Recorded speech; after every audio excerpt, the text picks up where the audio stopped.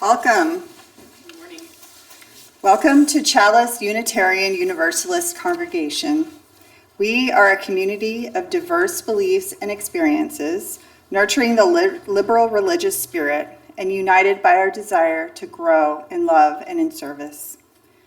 Whomever you are, whomever you love, whatever your life's journey, you are welcome here. Whether you gather with us every Sunday, once or twice a year, or you're here with us this morning for the first time, we are glad you're here. I'm Jessica Meller, the worship associate today. Our service is led by our minister, Reverend Sharon Wylie. Our worship musician this morning is John Schultz, and we have a special musician this morning, Ruben Deanda. Our song leader is Callie Leaf. Our tech team are Hope Campbell and Sarah Komnick. Our greeter is Paul Cartwright. Welcome to our Sunday worship service. You will notice that we have the windows open and 4 air purifiers running in the room. This is to ensure good air circulation and filtration. If you're uncomfortable for any reason, please feel free to step outside. You'll be able to hear what's happening in the chapel from the courtyard. We are always delighted to see newcomers joining us in worship. As a newcomer, you might be interested in the groups and activities we offer. A good way to get this information is through our email newsletter and e-news calendar. If you haven't already given us your email address when you signed in, please share it before you leave. Our weekly email is the best way to get information about the many groups and activities we offer here at Chalice. Now, let's take a breath together.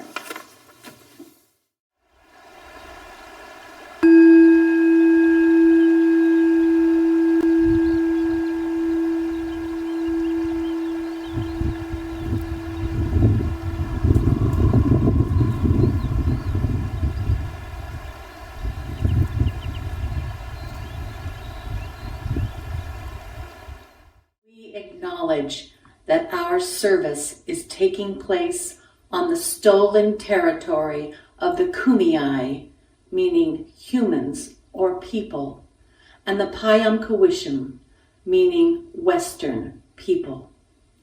A land acknowledgement works to undo the intentional erasure of Indigenous people and to support the resilience and strength that all Indigenous people have shown.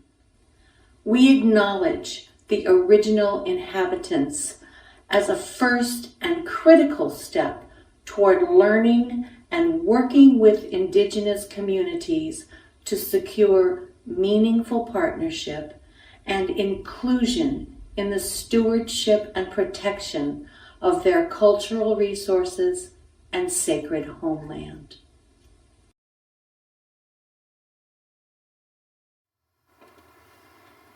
Now we light our chalice, the symbol of our Unitarian Universalist faith. I'd like to invite Rita Hill to light our chalice this morning. Our chalice lighting words come from Adam Slate. We gather this morning as one community, a community united by common ideals: love, justice, diversity, freedom, mutual care, equity. Yet look around, look at the faces of those around you. Each face represents an individual, every one of us with our own story, needs, strengths, and faults. We light our chalice today, honoring our common connection and also the uniqueness that lives within each of us.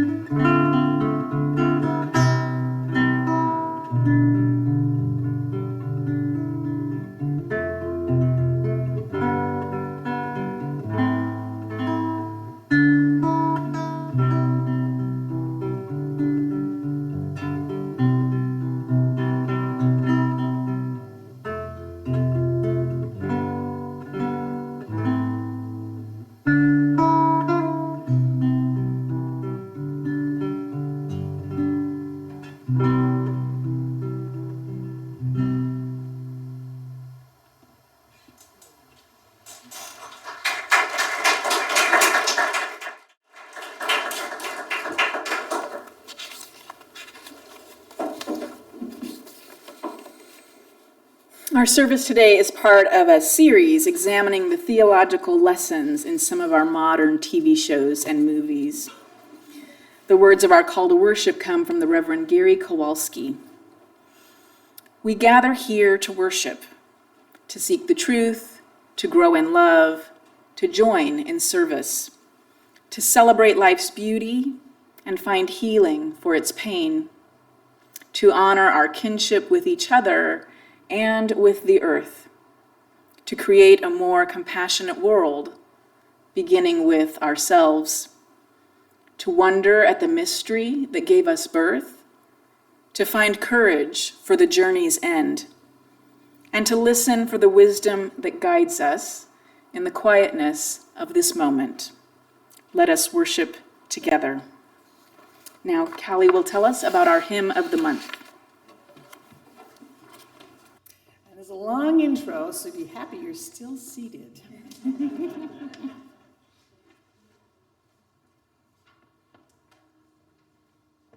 I need my prop. Okay, so February is Black History Month. As Unitarian Universalists, we strive to feature the contributions of artists of color year-round, not just in February. Black History Month provides even more opportunities to celebrate Black performers, composers, and lyricists. February's Hymn of the Month is number 116, I'm on My Way. As always, we are singing the Hymn of the Month throughout the month of February. There's a lot to learn about this hymn and its historical context, so each Sunday we will learn something new about this important song, as well as the name of the tune that it's based on. If you came to last summer's Hymn Sing Sunday, you might remember that all hymns are assigned a hymn tune, printed in all caps in the hymnal.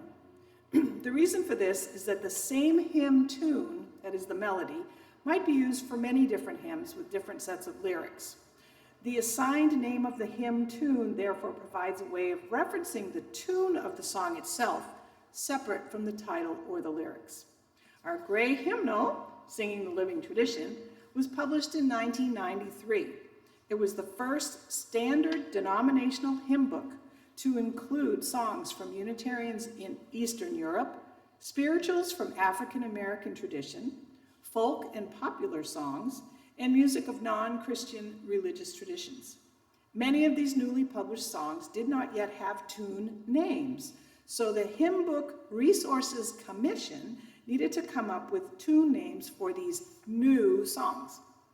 For our Hymn of the Month, I'm on My Way, the commission named the tune Ethelred in honor of Egbert Ethelred Brown, who was the first African American to be ordained a Unitarian minister in 1912.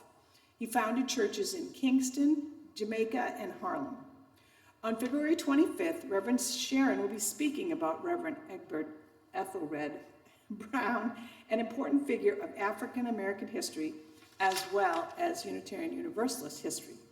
Now, please rise in body and spirit to sing hymn number 116 in the gray hymnal, I'm on My Way.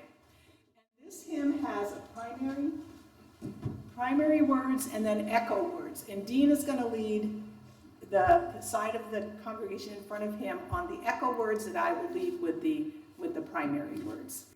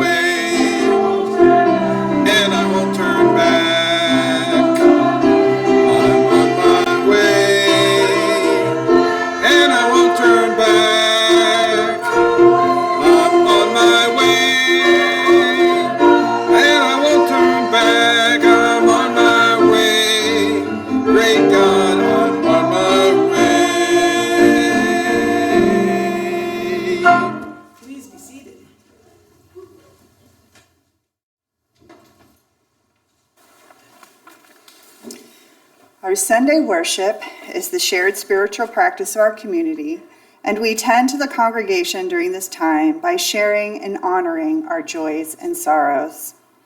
You are welcome to write your joy or sorrow onto a candle card, which will be collected from you. We have a few minutes of music so that you can write down what you'd like to share.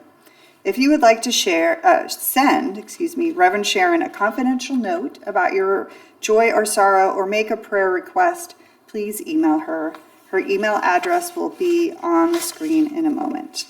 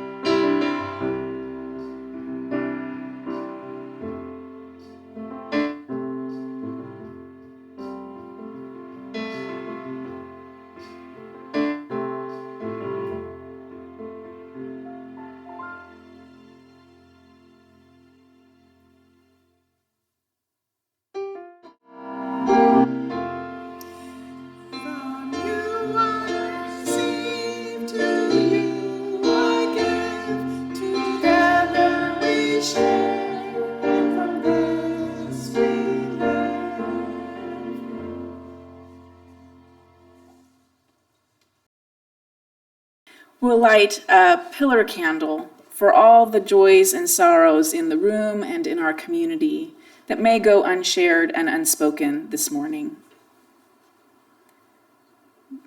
These two are held in our love and support.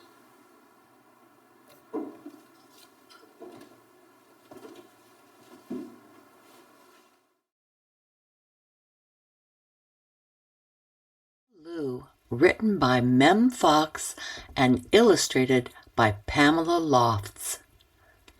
There was once a baby koala so soft and round that all who saw her loved her.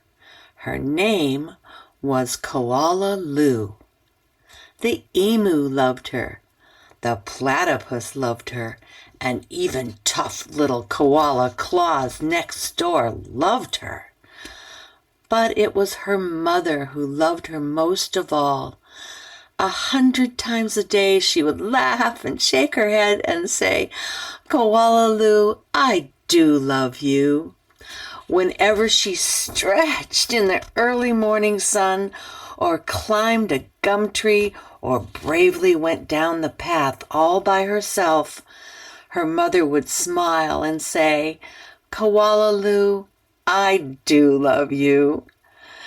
The years passed, and other koalas were born, brothers and sisters for Koala Lou. Soon her mother was so busy she didn't have time to tell Koala Lou that she loved her, although of course she did. Every night, as she curled up under the stars, Koala Lou thought about the times when her mother had looked at her and said, "Koala Lou, I do love you." And she longed for her to say it again. One night, Koala Lou had a splendid idea. Preparations had begun for the Bush Olympics. She would enter the Olympics. She would compete in the gum tree climbing event, and she would win. And her mother would fling her arms around her neck and say, "Koala Lou, I do love you." Koala Lou began her training right away. She jogged and puffed and lifted weights and panted. She hung from a branch with one claw at a time till she ached. She did push-ups till her stomach hurt. And last of all, she climbed the tallest tree she could find, over and over and over again. Sometimes her mother would watch and ask her, "How are you going, Blossom?" "Fine, just fine," Koala Lou would reply. At last, the day of the Bush Olympics arrived. Koala Claus had also entered the gum tree climbing event, and everyone knew how fast she was.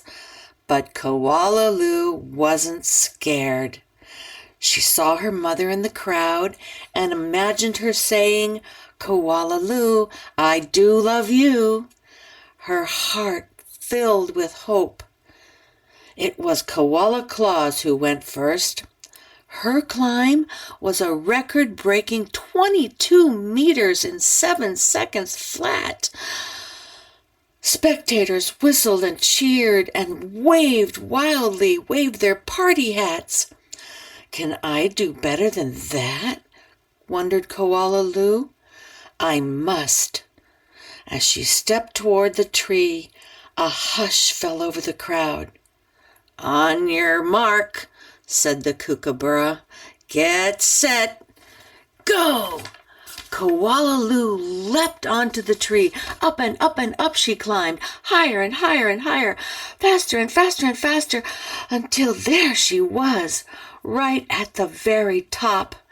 The spectators roared and clapped and stamped their feet, but she wasn't fast enough.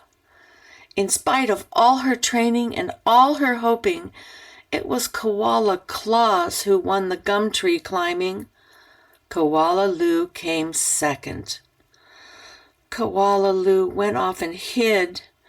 She heard the shouts of the Bush Olympics and cried her heart out. When the first stars of the evening appeared in the sky, Koala Lou crept home through the dark and up into the gum tree. Her mother was waiting for her. Before she could say a word, her mother had flung her arms around her neck and said, "Koala Lou, I do love you. I always have, and I always will." And she hugged her for a very long time.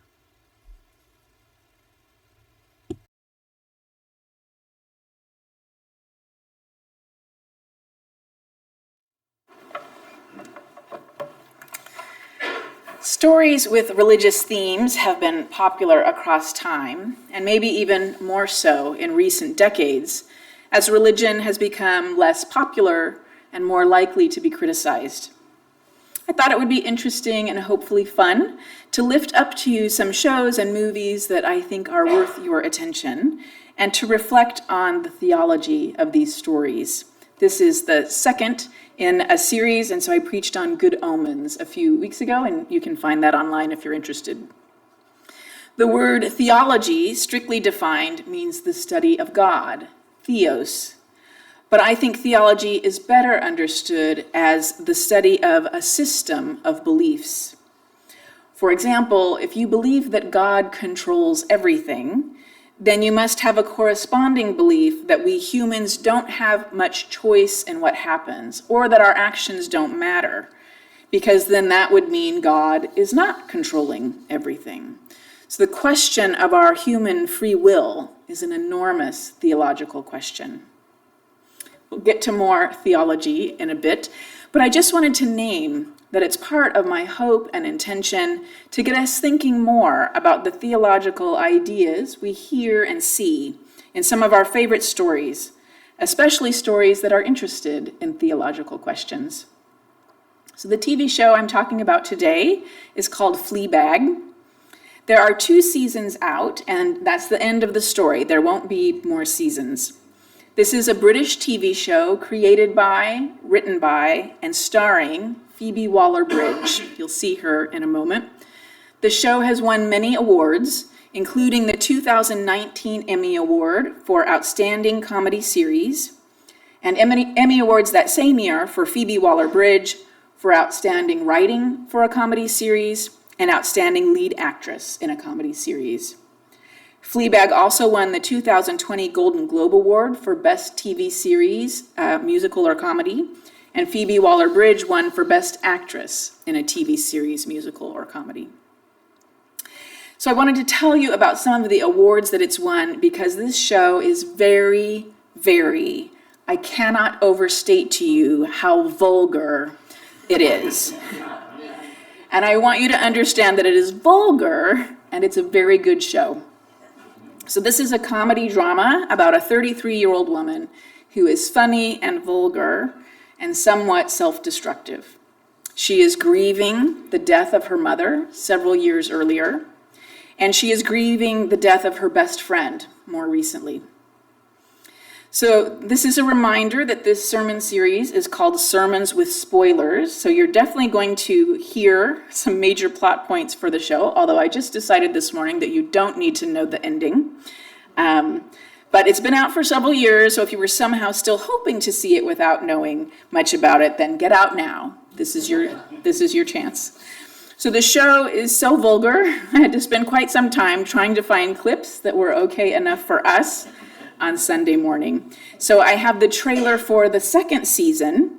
I'll tell you more about the show as a whole in just a minute, but just to orient you, the second season is about this young woman feeling extremely attracted to a Catholic priest. So let's watch the trailer. You've done everything. What? And you've even... Do you want to have sex? No. And you feel great. And even though your sister still hates you... Thank you. You're pretending to be friends because your dad is... I'm joking, he's just there. Here's to love. Ugh. So why do you think your father suggested you come for counselling? Because I spent most of my adult life using sex to deflect from the screaming void inside my empty heart.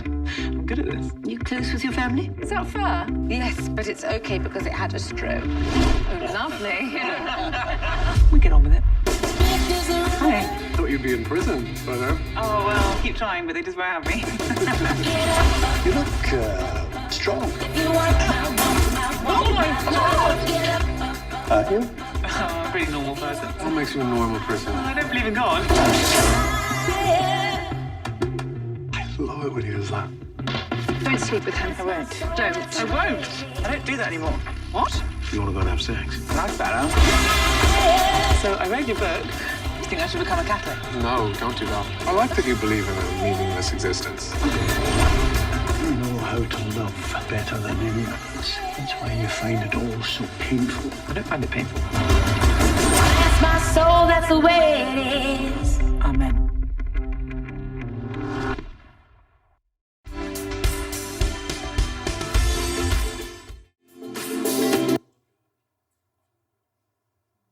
I promise you there will be some shows that aren't from Amazon, but this one is.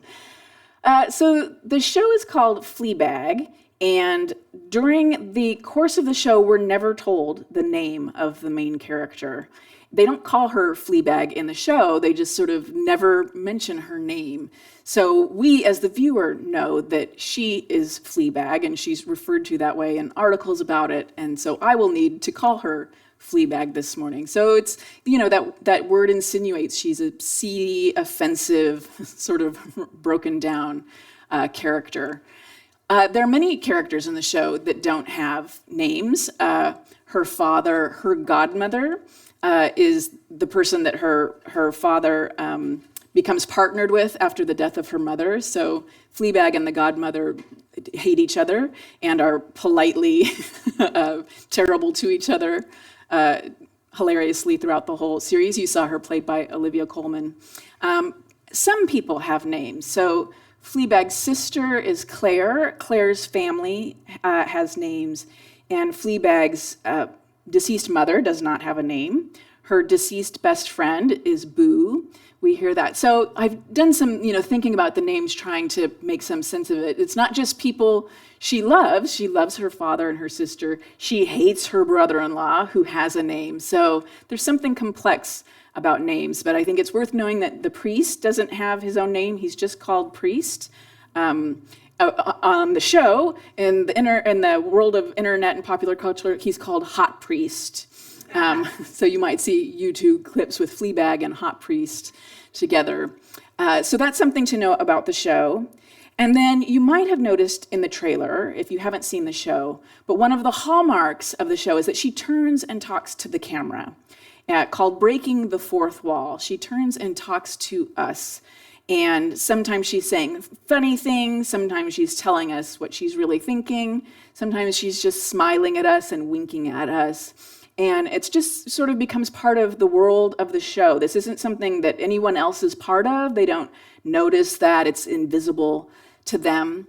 There's probably like a long history of the development of this kind of stuff in TV shows. I think most notably, many of us noticed it in The Office, which you might remember began as a British show and was supposedly a documentary, a mockumentary being filmed. And so in that sort of real world style, people would turn and talk to the camera and then even just glance at the camera. And so that's been evolving. There have been other shows now where people turn and look at the camera, but there's not a documentary happening. And then this evolution is more of the talking to the camera. So this isn't something that happens rarely or is like a special. It actually becomes part of the rhythm of the show. And we kind of get used to her turning and talk to us every few moments or so as things are happening. So that's to know about that characteristic. So I have a clip for us with only one word I bleeped out, just to show that a little more closely. So this is a scene with Fleabag and her sister Claire, and she wants to ask Claire for a loan, but she realizes suddenly in that moment that the sweater she's wearing is one that she stole from Claire a couple years ago. So as you watch it, just pay attention to how she turns and talks to us, and it feels like we're there. You'll notice she whispers as if we're like sitting behind her. Let's watch.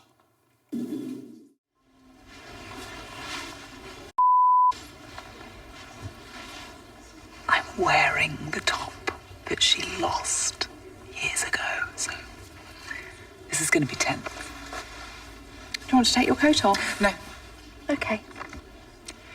I'm just going to ask her. I'm just going to come. Do you need to borrow money? No, can't do it.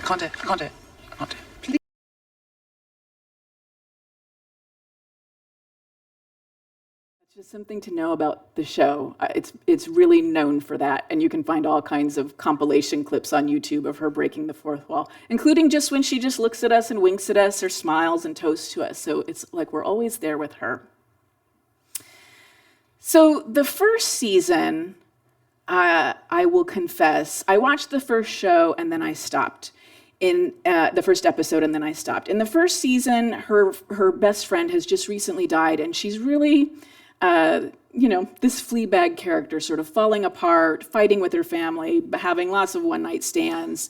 And it wasn't clear to me where the show was going or what it was about. And so I thought, if this is just going to be 6 episodes of watching this person, like, it's funny, but in a bigger picture, it's painful. And I wasn't up for it, so I didn't watch it then. Then when the second season came out and I heard more about it and I heard a little more what the second season was about, that reignited my interest, and I came back and watched all of it. So I wanted to lift up, although there's lots of things to laugh at and funny parts of that first season. For some of us, it's also a little bit emotionally hard. And it ends on an emotionally hard note. Everything's messy, and she's had a falling out with her sister, and there's some notes of hope for her going forward, but it's and not a tidy, happy ending to season 1. And she actually, the writer, so again, the person who stars in it is the creator and the writer of the show. She felt that she had told a complete story, and that was done. And then she had, an idea to develop for season 2. So season 2 starts off and feels very different right away. At the start of season 2, her father and the godmother have decided to get married, and the family is gathering for a dinner in a restaurant in anticipation of the wedding.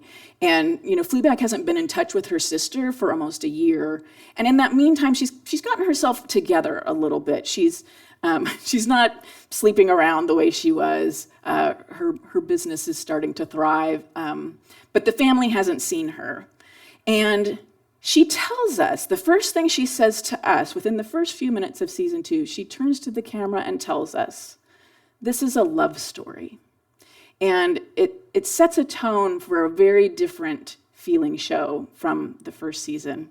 So they're having this dinner, and the priest, the father and godmother's priest, is there because he's going to officiate the ceremony. So the family who hasn't seen her, they keep expecting Fleabag to say something offensive or, to call attention to herself in some way.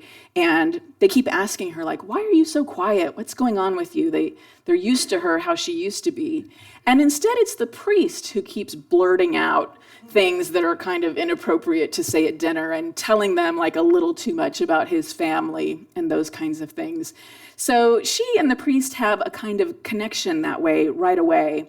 And a lot happens at that dinner, but they feel a connection, and he keeps inviting her to be in touch with him. He gives her his card, and it's not clear. He has reason to be kind of concerned about her. Is he offering pastoral care, or what's happening? She feels an immediate attraction to him. She and her sister talk about after the dinner, and but she's aware he's a Catholic priest, and that means, you're not going to have a physical or sexual relationship with that person. So, they keep interacting, and he keeps inviting the interaction with her. I think it slowly becomes clear that he's attracted to her too. So I have another clip for us. And so this is at a moment where she's, at his invitation, she's come over to his house, and they're having a drink together in the backyard. And, they have a kind of candid talk, and he says, like, we're not going to sleep together. He had a very secular life before becoming a priest. He has, lots of worldly experience. He's chosen this life. But what he would like is to be her friend. And so I just want to remind you, so this is about halfway through season 2. So at this point, all of season 1 was 6 episodes. We've seen 9 episodes where we've gotten used to this pattern of her turning and talking to us, that it just seems like a normal part of this world. So let's watch what happens.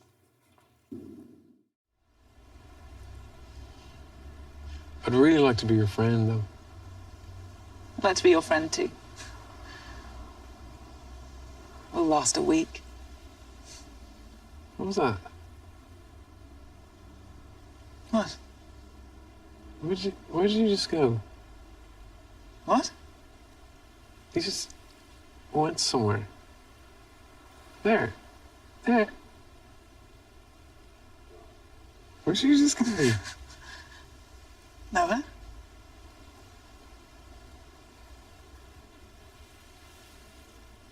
Okay.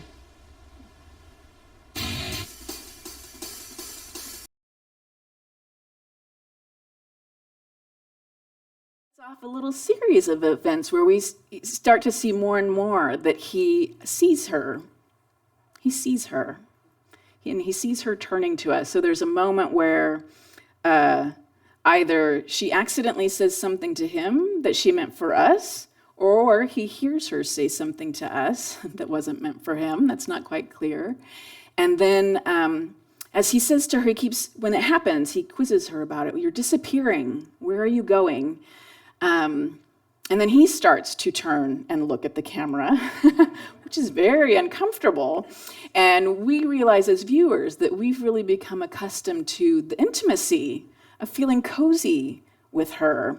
There's a scene earlier in this series where she has, with a therapist, we saw a clip of it in the trailer, and the therapist asks her, do you have any friends? And that first time she says, no, I don't. And she doesn't want to tell her about her best friend who has died. She doesn't want to talk about that. So a couple minutes later, she says, I have lots of friends, and they're always there for me. And then she gives a little smile and wink to the camera. And we're given to understand that we're the friends who are always there for her, and that we've been helping her through her grief. We don't see her talking to us in flashbacks with her best friend. We're part of what has helped her get through the hard times of losing her best friend. So it's very unnerving when he starts to look at the camera. He never talks to us. He never says anything. But it's disruptive to the show and to her. She presses back when he asks her these things. And he says, I'm just trying to get to know you. And she says, I don't want that. She's pursuing him, but she doesn't really want him to get to know her in that moment. So I want to lift up that, the priest is not, they have a genuine connection, and part of that connection is that they aren't the most grounded and centered people. He'd be the first to tell you he's, not a paragon of virtue. And what we're watching is someone having a crisis of faith, someone struggling with a drinking problem, and someone very attracted to her, and he eventually violates boundaries that he had set for himself. But we also get to see two people falling in love, and he considers leaving the priesthood for her. So I'm not going to tell you how all of that sorts out. But what I want to remind you is that she told us at the beginning that this is a love story, and it's easy to read it just as a love story between her and the priest, but there's so much more going on. So much more love with the father and the sister and her deceased mother and her deceased friend. And so I really see the second season as a rumination on love. I want to also lift up that at that session with the therapist, in her not wanting to talk about her best friend who has died, she blurts out, I want to sleep with a priest. Those aren't the words she used. I want to sleep with a priest. And the therapist says, the therapist is so great. It's Fiona Shaw. The therapist says, do you want to sleep with a priest or do you want to sleep with God? And Fleabag says, can you sleep with God? And the therapist says, oh, yes. So I think that lifts up like a really interesting layer of what happens for the rest of the season. We see Fleabag is an atheist, and she debates him about theological questions about God and who gets to be a priest and what happens after death, without talking about her mother and her sister, but they have a conversation about what happens after death. And at one moment, she comes to pray. And she's interrupted. And even though I know it's just a show, I feel like, I would give anything to know what she was going to pray about. So I think there's an interesting, I wouldn't ascribe to it that she's having a conversion experience. I think that's too much. But I think there's an opening up, and that she hasn't wanted to live with her grief or to examine it very closely. And that's part of what opens up for her through this relationship with the priest. So this rumination on love, that's season 2, we see in a flashback as she's lost her mother. And she's talking to her best friend at that moment, and she's crying and saying, what do I do with this love? What do I do with all the love I had for my mom? Where does it go? And her friend says, give it to me. I want it. It sounds lovely. And I think it speaks to a belief that love doesn't die when someone dies, that it may change form, it may take different shapes, but we can share it with other people, that the love we have isn't finite and it doesn't end when we lose people. So we're told later on in an important moment by an important person that love passes. And I think we hear it in that moment as if it means love fades. But I don't think that's what it means. I think it means that love is passed from person to person. It's not something we just experience alone. The priest talks about this in his homily at the wedding, that love must be shared with other people. And then one final, just important moment of the show, I don't need to describe in detail, but someone wise tells us, people are all we've got. And I think those end up being the central messages of the second season. As messy and difficult and even problematic as people can be, that people are all we've got, and that love is passed from person to person and shared. So the last few minutes of the show are very beautiful. They leave us with a lot of hope for her future and how she's become stronger in carrying her grief. And John and Lauren have a song for us in just a bit that is the song from those closing minutes of season 2. So whether you've seen the show and are going to or aren't going to, I hope that today is a reminder of all of the different shapes and forms that love can take in our lives, and that we can always and should always celebrate love in all of the ways that we can. May it be so. You're invited to rise in body or spirit to join in singing.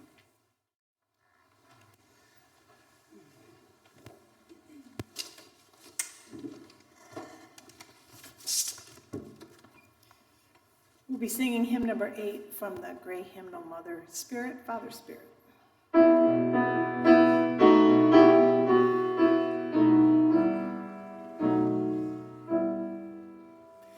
Mother Spirit, Father Spirit, where are you? In the sky song, in the forest sounds your cry. What to give you, what to call you, what am I?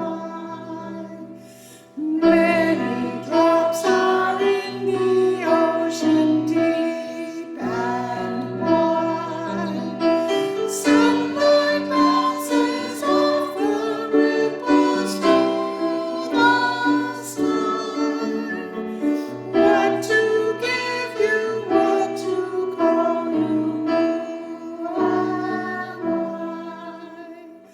I am empty, time flies from me, what is time? Dreams eternal, fates infernal, haunt my heart. What to give you, what to call you, oh my God. Mother Spirit, Father Spirit, take our hearts. Take our breath and let our voices sing our parts. Take our hands and let us work to shape our heart. Please be seated.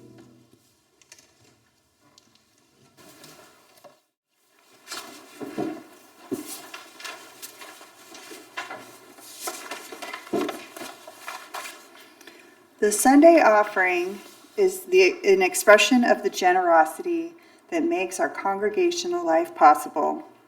As Buddhist teacher Sharon Salzberg writes, generosity is characterized by the inner quality of letting go or relinquishing. Being able to let go, to give up, to renounce, to give generously, These capacities spring from the same source within us. When we practice generosity, we are open to all of these liberating qualities simultaneously. Please text your donation to Chalice. If you haven't texted a donation before, once you enter the amount, you'll get a reply with a link to follow to enter your credit card information.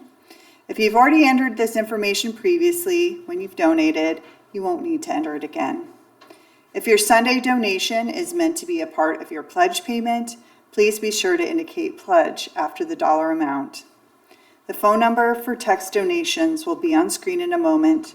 If you prefer to make an in-person donation of cash or check, there are envelopes and a donation box to the left of the chapel double doors. You can leave those donations after the service. Please give generously.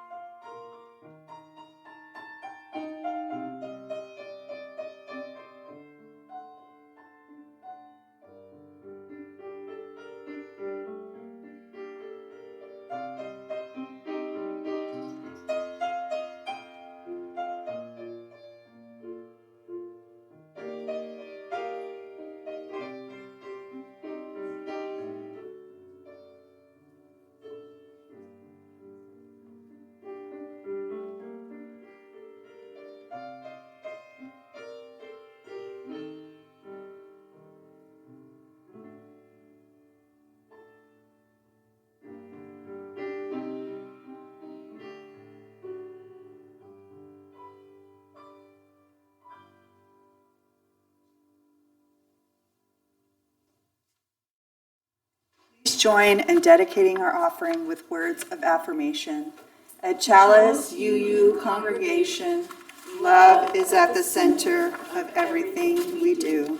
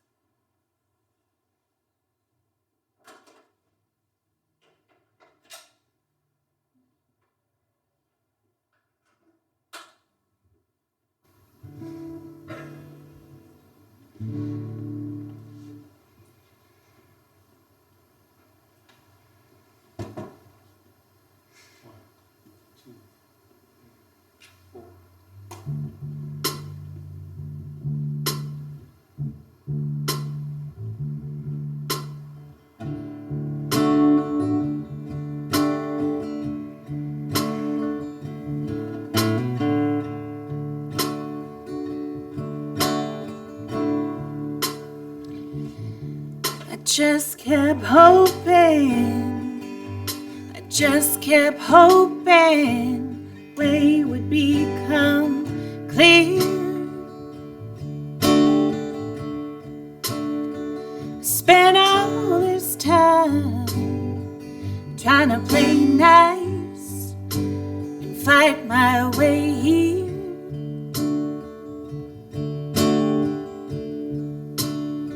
See, I've been having me a real hard time, but it feels so nice to know I'm gonna be alright.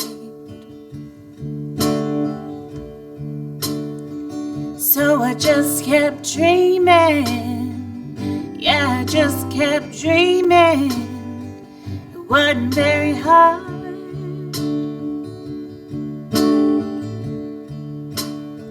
spent all this time trying to figure out why nobody on my side.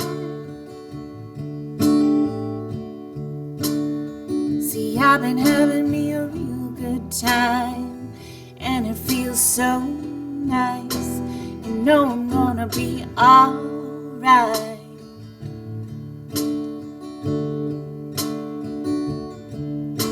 So please don't take this feeling I have found at last. Please don't take my feeling I have found at last. That if I wanted to, I'd be alright.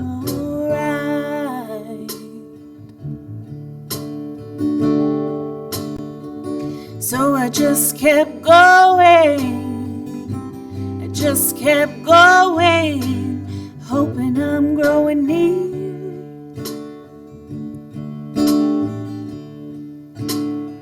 I spent all my time trying to figure out how I found myself here.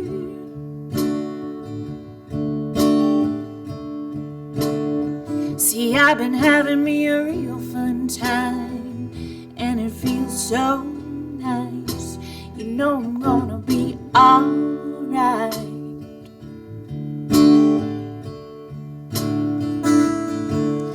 So please don't take this feeling I have found at last. Please don't take my feeling I have found at last. 'Cause if I wanted to, I'd be alright.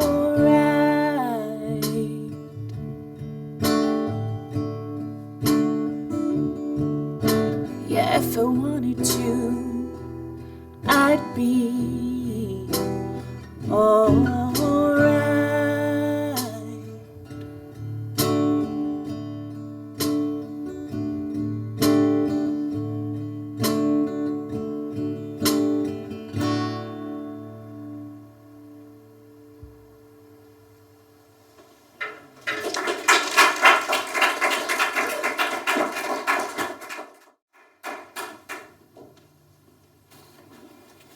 I invite you to join me in the spirit of prayer.